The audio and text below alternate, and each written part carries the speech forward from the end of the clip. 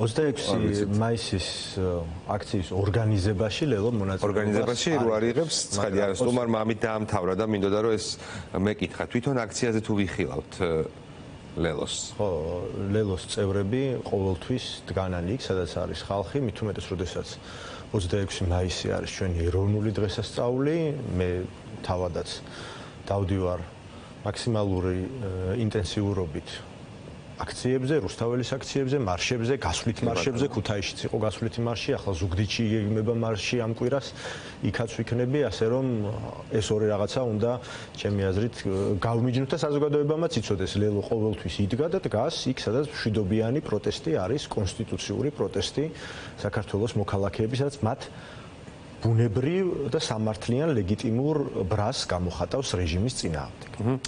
კეთილი, თავარი წინააღმდეგობა ამბობენ ხოლმე რომ მაინც რაღაცა ქუჩა და პროტესტია და ეს შეუგუებლობა და შეიძლება ისიც ვთქვათ რომ ამ 500 დღიანმა შესაძლოა მცირე, მაგრამ უწყვეტმა პროტესტებმაც აჩვენა რომ რაღაცა ყველაზე მეტად გამაღიზიანებელი ბოლო პერიოდში ქართული ოცნებისთვის ეს არის ხოლმე.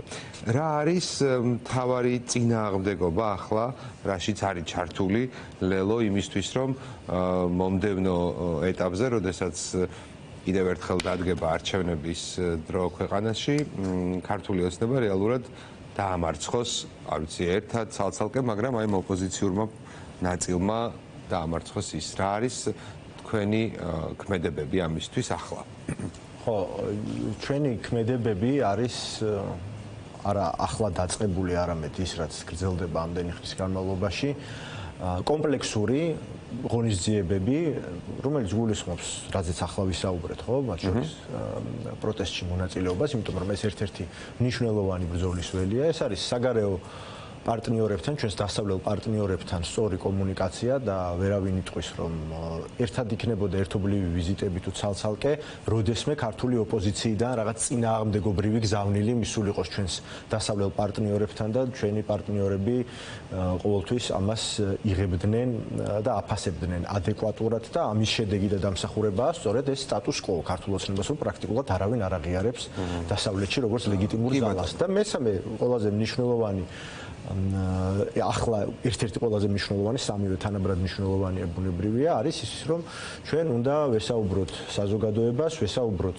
როგორც ტელეეთერით, სოციალური ქსელით, ასევე, რა თქმა უნდა, პირისპირ შეხვედრებით, ვესაუბროთ, გავცდეთ უნდა ჩვენს ადგილმდებარეობას ახლა როგორც ცენტრალური ქალაქისას, თუმცა აქაც ძალიან მნიშვნელოვანი არის და ჩვენ გვაქვს შეხვედრები სხვადასხვა ისეთ თემებზე, რომელიც შეიძლება ყოველთვის საეთერო ბადეში არ ხვდება, ხო? მაგრამ ამავდროულად მნიშვნელოვანი არის შეხვედრები რეგიონებში, ქალაქებში, სოფლებში, გუშინ იცით რომ ჩვენი პოლიტიკური გუნდი იმყოფებოდა ანაკლიაში, იქ ჰქონდათ მათ განცხადება, შეხვედრები, ჰქონდა ერთობლივი გასვლები და ასევე ცალკეული ლიდერები ყოველთვის გადიან რეგიონებში და ეს ტური ჩვენთვის არის უკვე გაწერილი, როგორც გრაფიკით.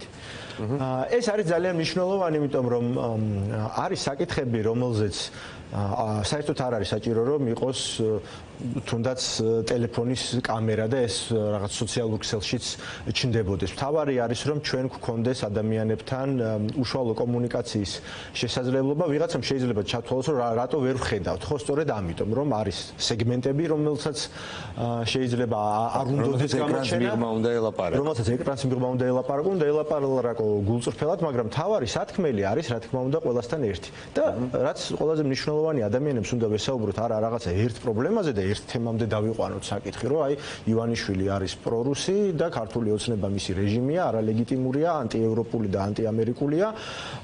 ეს გასაგებია, თუმცა ადამიანების ცხოვრება სავსე არის უამრავი პრობლემით, რომელიც მათ ყველაზე მეტად აწუხებთ ხოლმე, ხო? თბილისიც აი ცოტა ხნის წინ ახლა რაზეც საუბრობდი, უამრავი პრობლემა არის, რომელიც საუბარიც ადამიანებს უფრო მეტად აინტერესებს და სჭირდებათ, მაგრამ საქმე იმაშია, რომ ეს ყველაფერი საბოლოო ჯამში აი ერთ ადგილას, ერთ წერტილში ინასკვება, იმიტომ რომ სათავე ყველაფრის არის ქართული ოცნება, მათ მიერ გადადგმული ნაბიჯები, მათ მიერ არ გადადგმული ნაბიჯები და ის პასუხისმგებლობა, რომელიც აქვს ამ რეჟიმს, თუნდაც შეიძლება ერთი შეხედვით ჩანდეს, რომ არ არის პირდაპირ კავშირში, მაგრამ ანტიდასავლური ნაბიჯები, ანტიევროპული ნაბიჯები, ის რომ ქვეყანა ჩააგდეს იზოლაციაში თავიანთი პოლიტიკის გამო, ის რომ რუსეთს უკმევენ ისინი გუნდრუქს, ეს ყველაფერი ითარგმნება რეალურად, აი ჯაჭვური რეაქციით იმაში, რომ ადამიანებს უწევთ საქართველოს დატოვება სამუშაო ადგილების გამო, იმას რომ თავი დავანებოთ, რომ სასამართლო არ არსებობს, ძალოვანი უწყებები რომ ძალადობენ, იმის ნაცვლად რომ ძალადობისგან პრევენციას ახდენდნენ ქვეყანაში, ხო?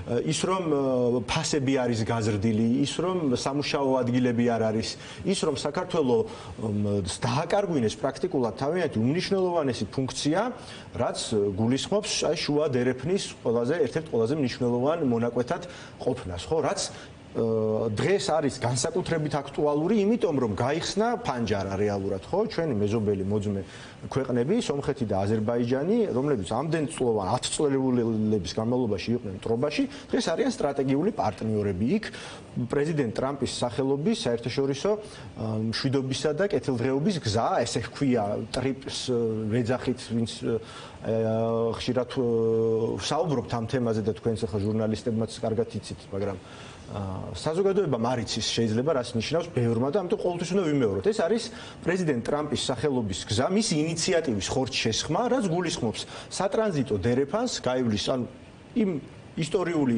აბრეშუმის გზის შედარება შეიძლება გამოვიყენოთ ევროპიდან შორეულ აზიამდე, ხო, ჩინეთამდე. აი ამ გზის შემადგენელი ნაწილი შეუძლია გახდეს საქართველოს. რატომ არის ახლა გახსნილი ეს შესაძლებლობა? რატომ არ იყენებს ამას ქართული ოცნება და რომ არ იყენებს ქართული ოცნება, რატომ ეთყობათ მათ საკუთარ ჯიბეებზე? აი ამაზე უნდა ვესაუბროთ. იმიტომ რომ პრეზიდენტ ტრამპმა მიუხედავად იმისა, რომ თავიდან ვიღაცებს ეგონათ, რომ მხოლოდ დასავლეთ ნახევარსფეროთი და იქ ჰეგემონიით უნდა შემოფარგლულიყო, აღმოჩნდა, რომ მას აქვს უდიდესი ინტერესები. სომხეთ-აზერბაიჯანის მშვიდობის მიღწევა და განსაკუთრებით სომხეთის რუსული ორბიტიდან დახსნა არის სწორედ ამერიკის და უშუალოდ პრეზიდენტ ტრამპის ძალიან დიდი ძალისხმევის შედეგი და დღეს რა მიიღო სომხეთმა? მიიღო ის, რომ მას აქვს უსაფრთხოების გარანტიები, მას აქვს ინფრასტრუქტურული პროექტები, ეკონომიკური გარანტიები, რომლის გარანტორადაც დგება უშუალოდ ამერიკის შეერთებული შტატები, ორმხრივი ხელშეკრულება აქვს და სომხეთის სამხრეთით პატარა დერეფანი რაც არის, ისტორიული ზანგეზურის სიუნიქის დერეფანი აკავშირებს სწორედ თურქეთს, ნახიჩევანის ავტონომიას და აზერბაიჯანს. და ეს ყველაფერი არის დიდი გზის შემადგენელი ნაწილი იმ შუა დერეფნისა, რომლის უფრო დიდი მონაკვეთი შეიძლება იყოს საქართველოს და რომლის კარიბჭე უნდა ყოფილიყო ანაკლიის პორტი, რომელიც არ აშენდა ქართული ოცნების გამო, რომელიც იქნებოდა საქართველოსთვის სწორედ აი ამ თავარი ფუნქციის, ისეთივე ფუნქციის შემძენი, როგორც თავის დროზე იყო ბაქო თბილისი ჯეიჰანის მილსადენი, რომლის მნიშვნელობა დღესაც ძალიან დიდია, იმიტომ რომ მისი დამფუძნებლები და პარტნიორები არიან მსხვილესი საერთაშორისო კომპანიები, მაგალითად ბრიტიშ პეტროლიუმი და 9 ტრილიონის ღირებულების ნავთობი აქვს გატარებული ამ მილსადენს. დღემდე თუ კი რაიმე არსებობს, ხო, აი რამაც შეიძლება გადაგვარჩინა 2008 წლის ომიდან მოყოლებული, ისევ ამ მილსადენის დამსახურებაა და დღეს ეს უნდა ყოფილიყო ანაკლია, რომელსაც 6 წლის წინ პირველი გემი უნდა მიეღო და შავ ზღვაში შემოსული გემების 75% უბრალოდ ვერ შემოდის საქართველოში, იმიტომ რომ ღრმაწყლოვანი პორტი არ გვაქვს, ბათუმის სპორტი ძალიან პატარა არის ისედაც და ფოთის სპორტში წელიწადში 100 დღე შტორმია, ის არც ღრმაწყლოვანია და არსებულ ტვირთებსაც ვერ იღებს, იყო ამის შესაძლებლობა ანაკლია, რომელზეც ივანიშვილმა თქვა რა უნდათ ამერიკელებს შავ ზღვაში. მაიკ პომპეო აფიქსირებდა ამასთან დაკავშირებით პოზიციას, რომ უნდა აშენდეს პორტი. მერე ყველაფრის გადაბრალებას სცადეს ხაზარაძე, ჯაფარიძეზე, რომ თითქოს მათი კომერციული ინტერესი და მათი შეცდომა იყო. მერე ამდენი ხანია გვეუბნებიან, რომ ჩვენ ავაშენებთ პორტს. ფაქტია, რომ იქ არაფერი არ კეთდება, გუშინ იყვნენ ჩემი გუნდის წევრები, წასულები. რამდენიმე კვირის წინ იყო ჩამოსული ამერიკის სახელმწიფო დეპარტამენტის წარმომადგენელი პიტერ ანდრეული, რომელმაც თავისი თვალით ნახა, სხვათა შორის ისე არ გააკეთა მან, რომ პროტოკოლში წინასწარ ყოფილიყო გაწერილი დაწერილი და ქართულ ოცნებას იქ რაღაცა ანტურაჟი დაედგა, თითქოს რამე ხდება. მოულოდნელად წავიდა და ნახა რომ იქ არაფერი არ ხდება. ეს კადრები გადიოდა ახლა ეთერში. ხო, აი ეს არის კიდევ ერთი დადასტურება იმისა, რომ ამერიკის ინტერესი დიდია, იმიტომ რომ რაც არ უნდა მოხდეს და რამდენი დროც არ უნდა დასჭირდეს, ხო, სომხეთის მონაკვეთი სრულად ვერ განახორციელებს იმ ფუნქციას, რაც შეიძლება საქართველოს განახორციელოს, ანაკლიის პორტი, ანაკლიის ქალაქი და ის სახმელეთო ინფრასტრუქტურა, რაც აუცილებლად უნდა აშენდეს და ეს იმდენად მნიშვნელოვანი საკითხია. ეს იმდენად ცდება უბრალოდ ბიზნეს პროექტს, რომ საერთოდ ამას არც უნდა ვუწოდოთ ბიზნეს პროექტი. ეს არის სტრატეგიული, ისტორიული მნიშვნელობის პროექტი, რომელიც მოიჭანს 10,000 სამუშაო ადგილს, რომელიც უკვე უნდა ყოფილიყო შექმნილი და არ უნდა უწევდეთ 10,000-ვე ჩვენს თანამოქალაქეს ყოველთვიურად ქვეყნის ფარგლების დატოვება. ეს იქნებოდა ჩვენი უსაფრთხოების გარანტი, ეს იქნებოდა გარდა უშუალოდ იმისა, რაც ანაკლიას ეხება, როგორც სომხეთში მოხდა, ხო? სომხეთში შევიდა NVIDIA, ეს არის მსოფლიოს ერთ-ერთი ყველაზე დიდი ტექნოლოგიური კომპანია, რომლის საბაზრო ღირებულება 5 ტრილიონს შეადგენს დაახლოებით და რომელიც შედის აი ათეულში ყველაზე დიდი კომპანიების Amazon-თან, Google-თან, Meta-სთან, ხო, Facebook-ის კომპანიასთან და ასე შემდეგ. ერთად და სომხეთში აკეთებს ეს ტექნოლოგიურ ქალაქს. მაშინ, როდესაც საქართველოში ერთადერთი რითიც ცდილობენ რომ რაღაც ინვესტიციის შემოსვლა გააპიარონ, ხო, და გაყიდონ არის დეველოპერული პროექტი, ძალიან ბუნდოვანი და გაუმჭვირვალე, აი ეს არაბული ინვესტიცია, ხო? აი ეს არის განსხვავება დასავლურ ევროპულ მშვიდობას, დასავლურ ინვესტიციებს და ყველაფერი, რაც თანმიმდევრი პროცესი იქნება და მომიჯნავე შედეგები იქნება, იმისგან განსხვავებით, რასაც გვთავაზობს ივანიშვილი, რომ გავხდეთ ბუფერული ზონა დასავლეთსა და რუსეთში. ამ ყველაფერს რომ ადამიანებს ესაუბრებით ხოლმე პირისპირ, ხო, ამას ამბობთ, რომ აი ამ ყველაფერზე უნდა ვესაუბროთ და ამ შეხვედრების დროს ალბათ ამაზე საუბრობთ. ისევე როგორც სატელევიზიო ეთერიც, ასევე მნიშვნელოვანია, არა მხოლოდ პოლიტექნოლოგიურად, არამედ იმისთვის, რომ საზოგადოებამ, ვინც ტელევიზორით უყურებს, ყველა ადამიანს ახლა, რა თქმა უნდა, ვერ შეხვდები ფიზიკურად, მაგრამ ყველა არხი საკომუნიკაციო უნდა გამოვიყენოთ და ყველა ბრძოლის ველი უნდა ავითვისოთ, რასაც გვთავაზობს ჩვენი კონსტიტუციური წესრიგი, რომელიც ქართულმა ოცნებამ მიითვისა და აქეთ გვდებს ჩვენ ბრალს იმაში, რომ ჩვენ თურმე ისიც გასათვალისწინებელია, რომ რაღაცნაირად პროპაგანდასაც უნდა ებრძოლო, რომელიც ზუსტად ამას გულისხმობ, პროპაგანდას უნდა დაუპირისპიროთ, კომუნიკაცია ყველა ფორმით. კეთილი, მოდით საკადრო ცნობების ნაწილზეც კითხავთ, ვიდრე ჩვენი საეთერო დრო დასრულდება. რას ნიშნავს და როგორ კითხულობთ თქვენ, ლელო და პირადად თქვენ, აი ამ გადაწყვეტილებას? გასაგებია, რომ ლოგიკა არ აქვს ქართული ოცნების ქმედებებს და აქ ლოგიკა არ უნდა მოვძებნოთ, თუმცა მაინც რაღაცნაირად აი ორ ძალოვან უწყებას შეეხო, თან თითქოს მამგამდინარაძე წესით უნდა ესეთი რკინის ხელმძღვანელი ყოფილიყო, იმიტომ რომ მას დააჭერინეს თითქმის ყველა ყოფილი მაღალჩინოსანი, მაგრამ რა სურათი მივიღეთ, რას მოასწავებს ეს ცვლილებები თქვენთვის? ხო, თქვენ სწორად აღნიშნეთ, რომ ლოგიკა არ უნდა ვეძიოთ ასეთი ტიპის ქმედებებში, იმიტომ რომ ივანიშვილი არის ერთადერთი ადამიანი, ვინც იღებს გადაწყვეტილებებს. ამ ადამიანებს პრემიერ-მინისტრები იქნებიან, სუსის უფროსები თუ სხვა ძალოვანი მინისტრები, არ აქვთ ხალხის მანდატი. მათ აქვთ მხოლოდ და მხოლოდ ივანიშვილის მანდატიც არ აქვთ. მათ აქვთ ივანიშვილის ტალონი, აი კონკრეტული ვადით შეიძლება იყო გამწესებული თანამდებობაზე, მერე როგორც გადაწყვეტს თავისი შიშებიდან, პარანოიული მიდრეკილებებიდან თუ სხვადასხვა გარემოებიდან გამომდინარე, ისე გადაათამაშებს ამ ყველაფერს. და ამას არც აქვს არსებითი მნიშვნელობა, იმიტომ რომ ყველა ფუნდამენტურ საკითხზე გადაწყვეტილებას მით უმეტეს, როდესაც ძალოვან სტრუქტურას ეხება საქმე, ხო, იღებს ივანიშვილი, ვინ უნდა დაიჭირონ, ვიზე საქმე აღძრან, ჩამოკიდონ ეს საქმე, რამდენი ხანი გაწელონ, პარტიები უნდა აკრძალონ თუ არა, ხო, ნახეთ, ხო, ეს პროცესიც 6 თვით წინ დაიწყო, რაღაც დიდი სამბით რო დაანონსეს და საერთოდ საკონსტიტუციო სასამართლო, როგორც ერთ-ერთი დეპარტამენტი ქართული ოცნების, მე ესე ვეძახი ყველა სახელმწიფო უწყებას, პირობითი სახელები აქვს მხოლოდ არანაირ რეაგირებას არ ახდენს. ახლა მიხვდნენ, რომ თვითონ ამ თავისივე დაგებულ გახლართულ და რაღაც გაგებულ იმაში ობობის ქსელში გაიხლართნენ, არიციან როგორ უნდა გაგრძელდეს, როგორ უნდა დასრულდეს, მით უმეტეს არიციან, რაღაც ვადებს ახანგრძლივებენ. ასეთი ტიპის თამაშები არის ივანიშვილისთვის პოლიტიკაშიც გადმოტანილი უკვე 90-იანი წლების ტრადიციებიდან, როგორც ის წარმართავდა თავის ბიზნესს ოლიგარქიულ რუსეთში. შესაბამისად, მე ამ ყველაფერს დაუკავშირებდი რამდენიმე რამეს. პირველი ის, რომ ქართული ოცნების შიგნით არის ძალიან დიდი არასტაბილურობა, მაგრამ ეს ადრეც გვინახავს, შიგა დაპირისპირებები და არავის აქვს ქართულ ოცნებაში განცდა იმისა, რომ რაღაცა აქვს გარანტირებული.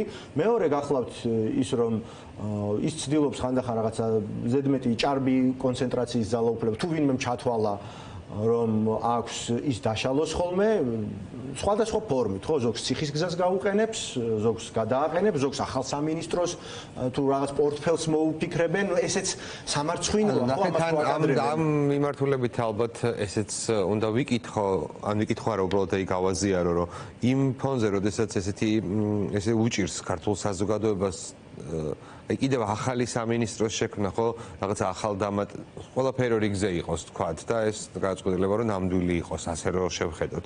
რაღაცა ახალი სამინისტროს საჭიროება კიდევ დამატებითი ახალი ხარჯიც არის, ხო? აი რატო შეიძლება? რა თქმა უნდა. ახალი პორტფელი პირდაპირ ახლა ჯერითი საჭიროებს საკანონმდებლო ცვლილებებს და იქ რავი შეეძლოთ ჩაეწერათ რომ აი მამუკა მდინარაძისთვის შევქმნით ეს. აქ მთავარი მიზეზი ეს არის, რომ რა თქმა უნდა ამას დამატებითი ხარჯები ექნება, მაგრამ ხარჯებს ქართული ოცნება არ დაგიდევთ, მე შევახსენებ საზოგადოებას და აქვე გავაჟღერებ, რომ ყველა საკრებულოში შექმნეს ხალხის ძალის ფრაქციები. ანუ ქართული ოცნების დეპუტატები ხელოვნურად გამოიყვანეს, ახალი ფრაქციები შეუქმნეს. ახლა უკვე დაიწყო ეს პროცესი ევროპელი სოციალისტებისთვის, რომელიც ასევე ქართული ოცნების დეპუტატები იყვნენ. ეს ყოველწლიურად აწის საქართველოს ბიუჯეტს 5 მილიონი დაუჯდება. მაშინ როცა დიუშენის სინდრომის მქონე ბავშვებისთვის რამდენიმე მილიონის მობილიზებას თითქოს ვერ ახერხებენ. ეს კიდევ ცალკე პრიორიტეტების პრობლემაა, ხო? ასევე იქნება ხა თავის ფულს, თავის ჯიბიდან ხო არ ხარჯავს არც ივანიშვილი, არც სხვა ვინმე. ეს სახელმწიფო ბიუჯეტიდან დაიხარჯება. შინაარსობრივად და ჯერ ერთი რას ნიშნავს, ანუ სუსი უნდა იყოს წესით დამოუკიდებელი ორგანო. კანონმდებლობით ესე არის გათვალისწინებული.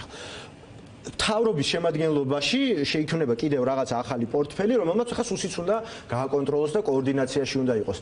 ასეთ აბსურდებში არიან, მაგრამ აღარ აინტერესებთ ესეთი რაღაცეები, არც ფორმალური სტანდარტების დაცვა აინტერესებთ. მათთვის თავარი არის მიზანი. რეალურად რა ძალაუფლება ექნება ახლა ახლად გენერალ-მაიორებულ მდინარაძეს, ეს გამოჩნდება, თუმცა ბუნებრივია ახლა სუსი არ არის არც თავის საკანონმდებლო ჩარჩოში დარჩენილი, ის არის გაცილებით უფრო დიდი მონსტრი, რომელიც არის დარაჯი ქართული ოცნების და უშუალოდ ბიძინა ივანიშვილის ხელისუფლებაში ყოფნის. ამის უსაფრთხოებას იცავენ, დასდევენ ოპონენტებს კომპრომატებით, ამაზე არის ორიენტირებული სუსის საქმიანობა ძირითადად და არა მართლა რაღაცა ვიღაც ჯაშუშების გამოსავლენად, ასეთი რაღაც თითოეულა შემთხვევა თუ მოხდება ხო, დღეს თქვას სხვათა შორის რომ ჯაშუშობაში ეხმარებოდა საქართველოს მოქალაქეო და ერთი დააკავეს და ორს ბრალი წარუდგინეს. დიდი ხანია ეგეთი განცხადება. ანუ ეგეთი გვიკვირს უკვე არადა წესით სუსის საქმიანობა ხო ეს არის და მე დარწმუნებული ვარ ესეთი თანამშრომლები არიან სუსშიც ხო იდეაში შენი ქვეყნის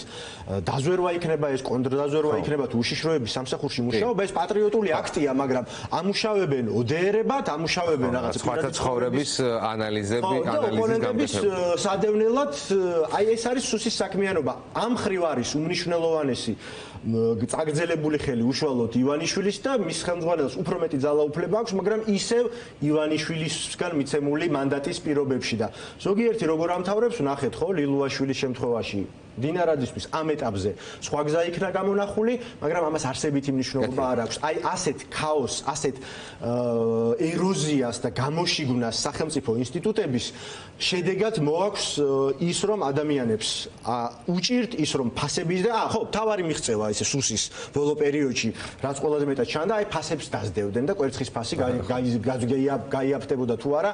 აი ეს აკადრეს სუსის თანამშრომლებს, ეს აკადრეს ქვეყნის ინსტიტუტებს და ნუ ის რაც და ჩვენ კარგად ვნახეთ რომ ის კვერცხიც გაზვირდა ისევე როგორც ყველა დასახელების პროდუქტი ელექტროენერგია გაზვირდა და ამას აპრილში უფრო მეტად დავინახავთ 1 აპრილიდან შეიცვალა ტარიფი 33%-ით გაიზარდა 7.5% შეადგინა მარტის თვეში ფასების სასურსათო ინფლაციამ, წარმოების, პროდუქციის წარმოების ინდექსი ასევე არის გაზრდილი.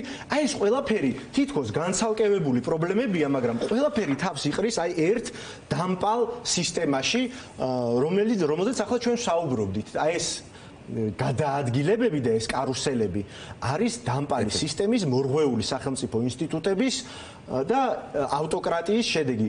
ეს უნდა დავასრულოთ და ეს უნდა გაიგოს ხალხმა.